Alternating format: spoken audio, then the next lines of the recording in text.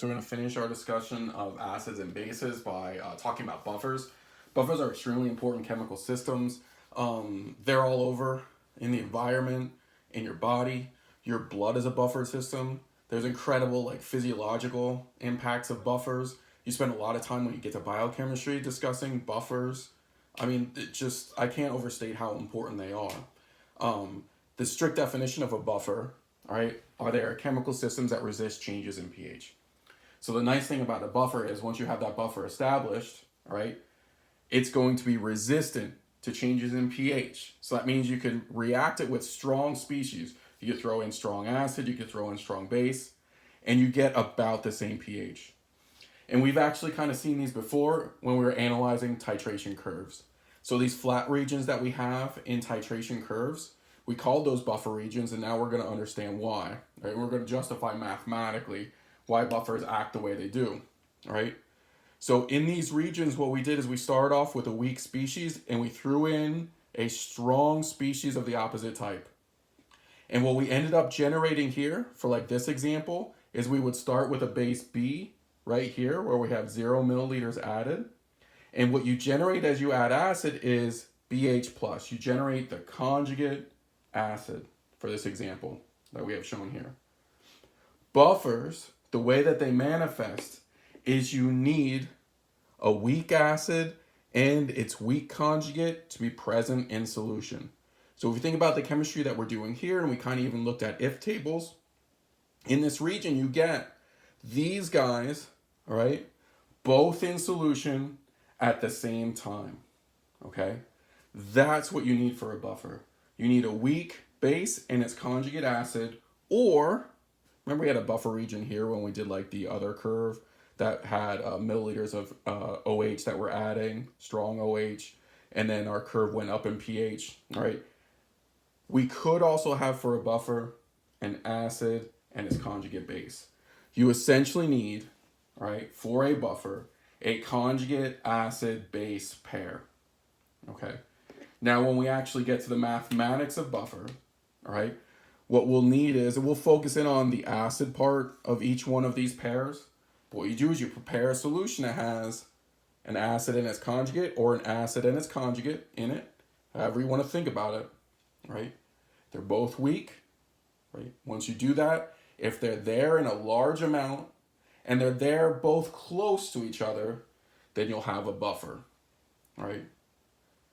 So if we look at this, what happens is we establish a buffer, we put in strong stuff, and the pH is only going down slightly. Strong acid. Eventually, we wreck the buffer, because remember what happens at the end point is whatever you started with is now completely converted to the other species. There's no more balancing of having both conjugate species in the reaction at the same time. Remember how we would label this? We would label this, oh, we're starting with B here. At the end point, which would be less than 7, so say that 7's here, our end point is less than 7, we would have just BH plus. Well, in between these two extremes where you just have B and you just have BH plus, you have your buffer. When I just have BH plus there, notice what's happening. We're getting big changes in pH. When I have them both there, I get small changes in pH, right? So again, we're going to justify this all mathematically, but it's important to understand the chemistry. It really helps understand the mathematics that we end up enacting. And again, you're going to see buffers over and over again in your chemical progression. They're chemical systems that are designed to resist changes in pH, and you need a weak acid and its conjugate. You need a conjugate pair to make a buffer occur. All right. So why?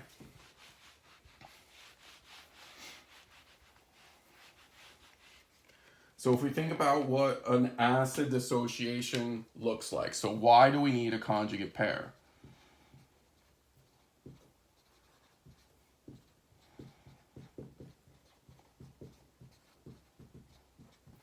Let's take, for example, an HA, which we know reacts with water with an equilibrium to form H3O plus and A minus, right? So what we can do to think about a buffer is we can look at our Ka expression. So Ka looks like H3O plus concentration A minus, we get rid of the water, over HA. So, if we look at this expression from a mathematical standpoint, I'm just going to do a slight little rearrangement here. Ka looks like H3O plus, and I'm just going to group these guys together up as their own separate fractions. So I'm really not doing any other manipulation besides just kind of regrouping things. This right here is the central idea behind a buffer, right? If I can have a situation where HA and A minus are close to each other in concentration, they both exist in the solution, and they both are close to each other in concentration, then what happens is this fraction, right? If this number and this number are close to each other, this fraction is approximately equal to 1. Okay? So if I can create a solution where I have an acid and its conjugate, all right, and I have them as concentrations that are close to each other and concentrations that are large, all right, what I'll get is a situation where this is about equal to 1, and then what you have left is, oh, well, the pH is going to be related to the pKa.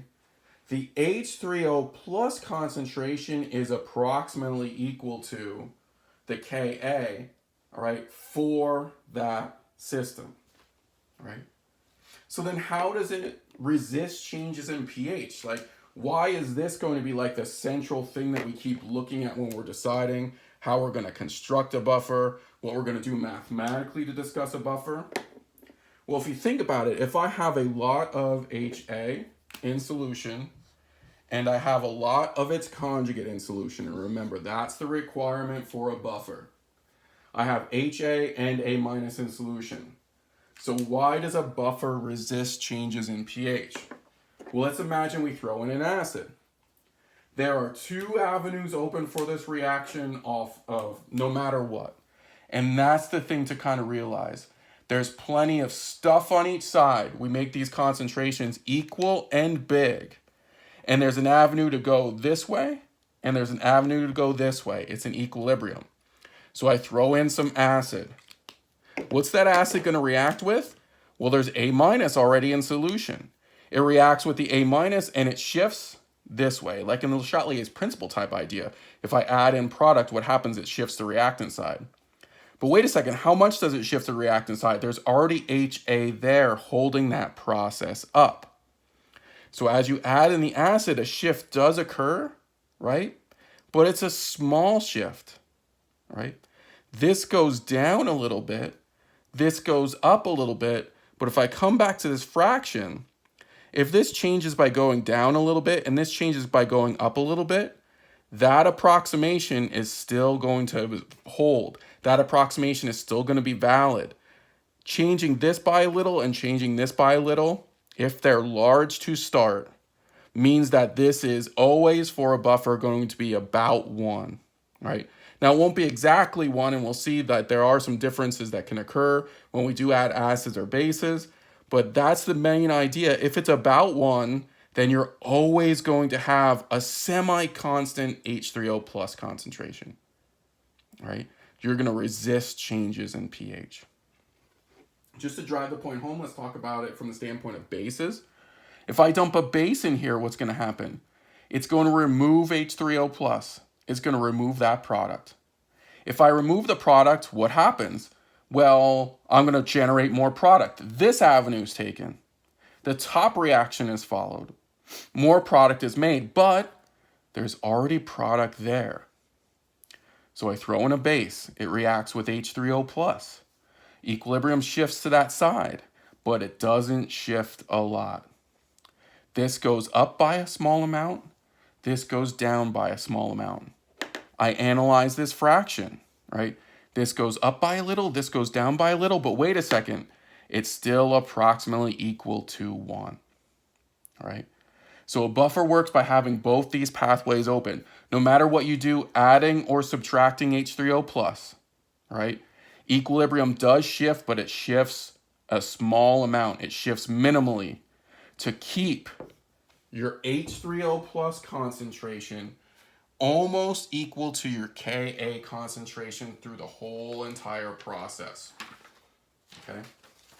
So, we know it's not going to be exactly equal to, right? We use these squiggly little equal signs to say that it's approximately equal to, because this isn't going to be exactly equal to 1, but this is the mathematical idea behind how we approach buffer problems, right?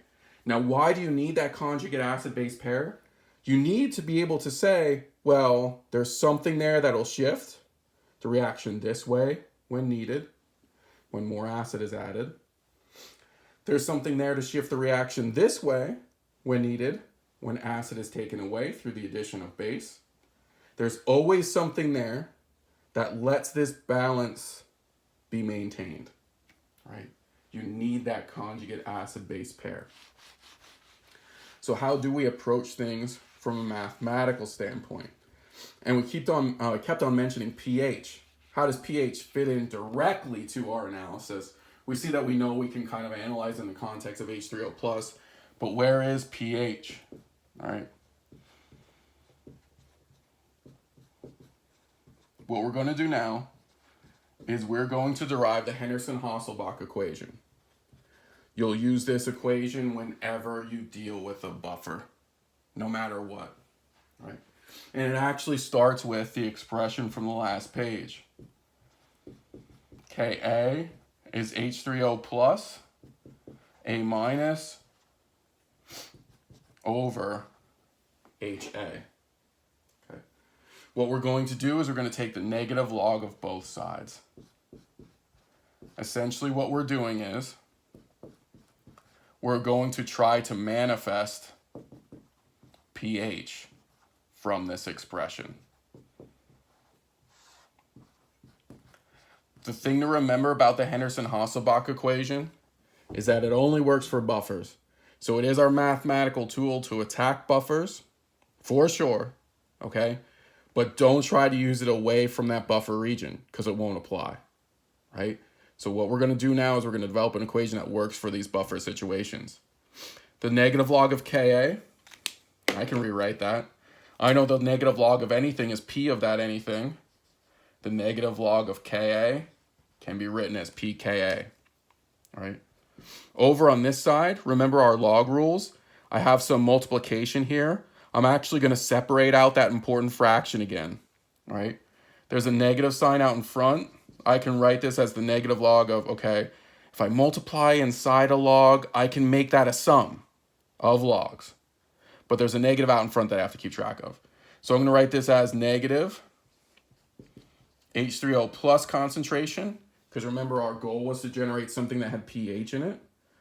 Oh, minus, okay, the log, because remember when you're multiplying things inside here, you get a sum of logs and there's a minus out in front, minus the log of A minus over HA. So I separated out that important fraction. I used my multiplication of log rules, multiplication inside a log rule, and I split the log up into these two terms. Now why did I do that? Because again, we see we have pH here. So this looks like pKa is equal to pH minus the log of base concentration inside your buffer over acid concentration inside your buffer. And remember, these are acid-base pairs. That's why it's listed as an A minus and an HA. The last thing we do, and the equation that you have to memorize, which is the Henderson-Hasselbalch equation, is we solve this for pH, right? So we're just going to rearrange it. pH then is equal to pKa plus the log of A minus over HA. And for most buffer problems, this is our starting point. This is the Henderson-Hasselbalch equation. So all we did is we took this term to this side, and then I just solved for pH and wrote it on the left-hand side. This right here is the Henderson-Hasselbalch equation. Again, valid in that buffer region, valid when you have, right, acids and conjugates together in close amounts, right, in the same solution, in the same chemical system. Okay. So now let's analyze this in an important way. Remember what we said about buffers. The best buffers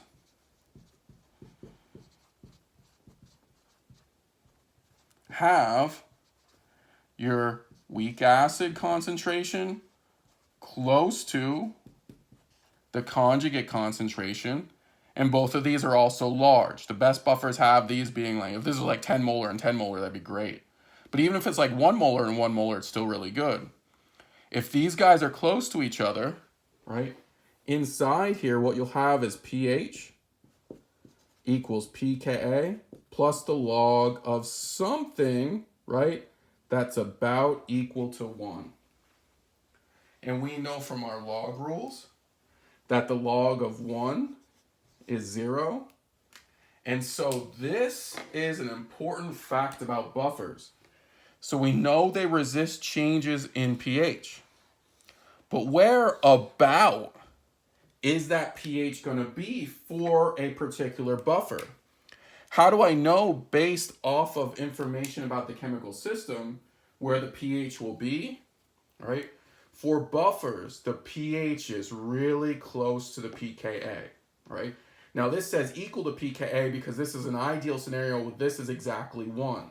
It's not going to be exactly 1 all the time, so this is not going to be exactly 0. But for buffers, the pH is always close to the pKa, right?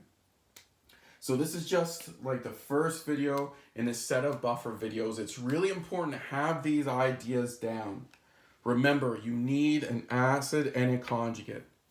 Remember that for buffers then, the way that we calculate pH is with this Henderson-Hasselbalch equation.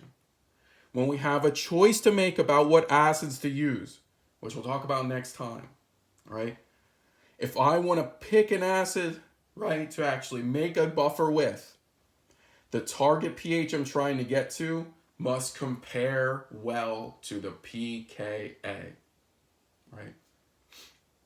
Digest as much as you can. Give me questions that you have, all right? The next video will start to analyze, all right, this from a more mathematical standpoint, and then we're going to eventually crank into more example problems that we'll do together. But the chemistry, the understanding of the chemistry is essential for understanding how to approach buffer problems.